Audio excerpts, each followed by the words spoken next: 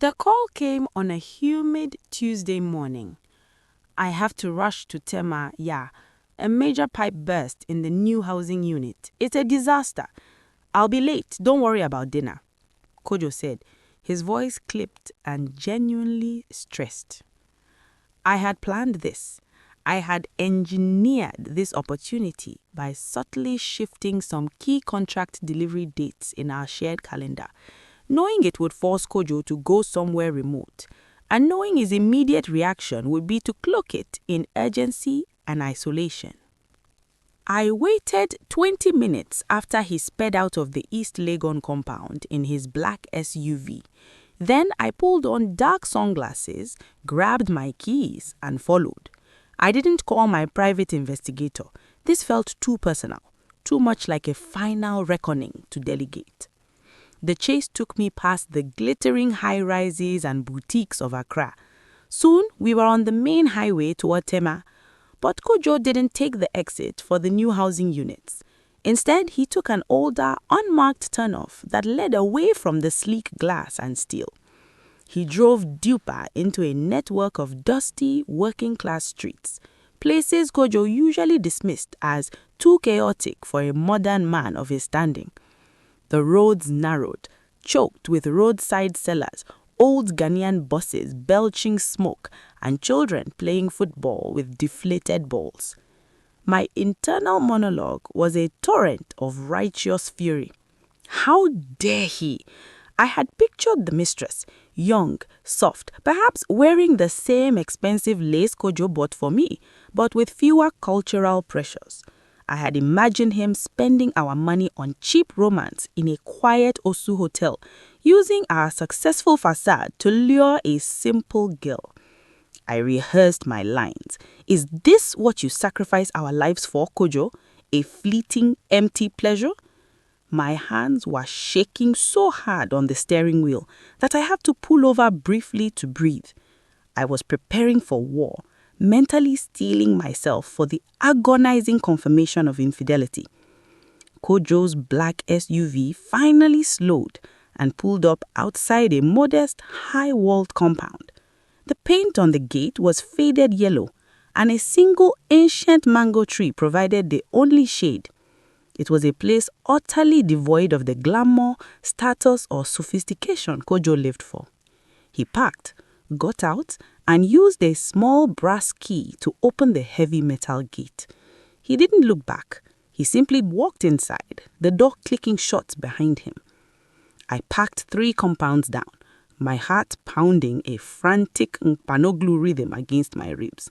This is it, the final destination of all the 10 phones, the lies, the Kumasi myths. My carefully constructed rage was peaking. I reached for my purse, confirming the crumpled Osu receipt was still inside. I checked my phone, ready to hit the camera button if I needed to capture the evidence.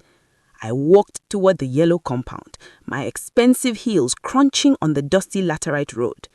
I was no longer the perfect, polished ya. I was a woman driven by the desire for truth and the need for retribution. I raised my fist and hammered on the metal gate, the sound startlingly loud in the quiet street. The anger gave my voice a raw, powerful edge, stripping away the careful control of the past months.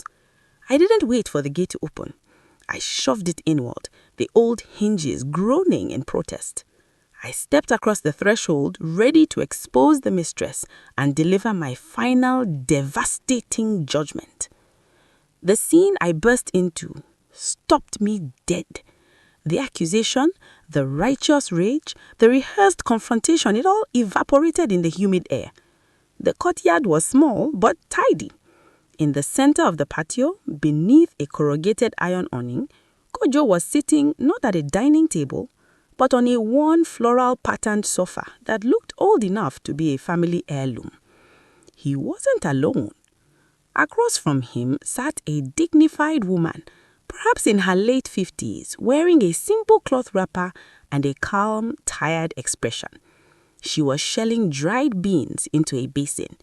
Next to her was a very serious-looking young boy, maybe 10 years old, bent over his stack of textbooks, struggling with a difficult-looking equation. The coffee table between them was not laid with wine glasses or suggestive food.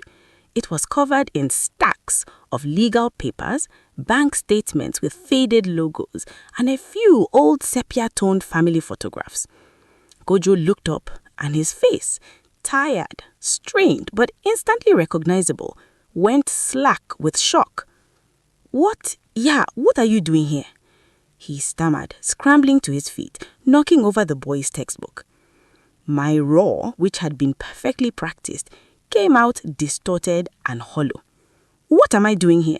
What are you doing here, Kojo? Who is this woman? Who is this child?" I didn't wait for an answer. I pulled the crumpled Osu receipt from my purse and threw it on the table. "I know about the guest house, and I know you lied about Kumasi. I know about the financial fraud. Tell me the truth." The boy recoiled, clutching the woman's wrapper. Kojo's eyes were wide with a terror that surpassed any fear of exposure. It was the fear of his secret, his deep-seated shame being revealed. The older woman, whose name I would later learn was Auntie Adua, rose slowly. Her movements were careful and respectful. "We are truly sorry, madam," she said softly, her eyes full of pity, not malice. "Please, let us speak outside." Kojo took my arm, his grip hard. "Yeah, stop. This is not a woman. This is Abuswa. This is my Uncle Kwesi's widow, Adwa, and his son, Junior." The name Uncle Kwesi hit me like a physical blow.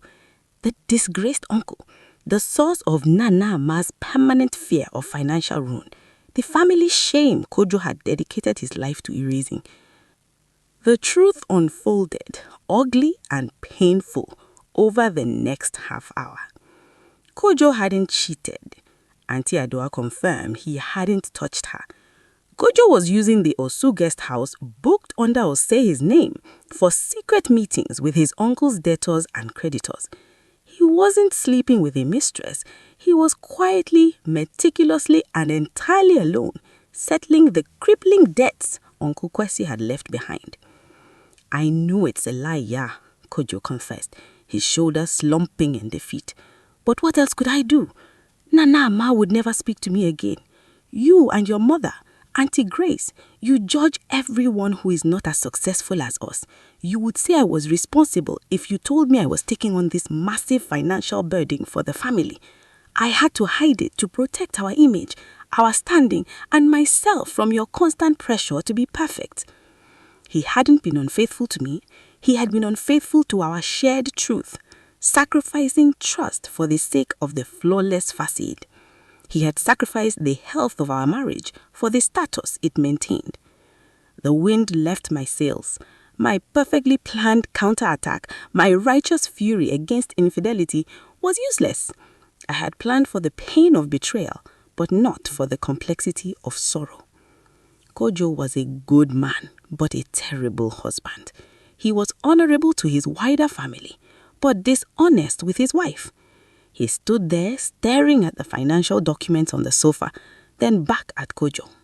He risked our lives to keep up appearances, and I had quietly stolen thousands from him for the same reason. He lied for the sake of appearances.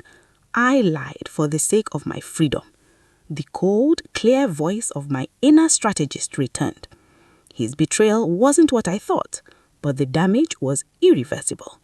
Trust, once broken, cannot be glued back together with good intentions. I had already executed my quiet coup. The marriage was over, not because of a mistress, but because neither of us valued the truth more than the gold.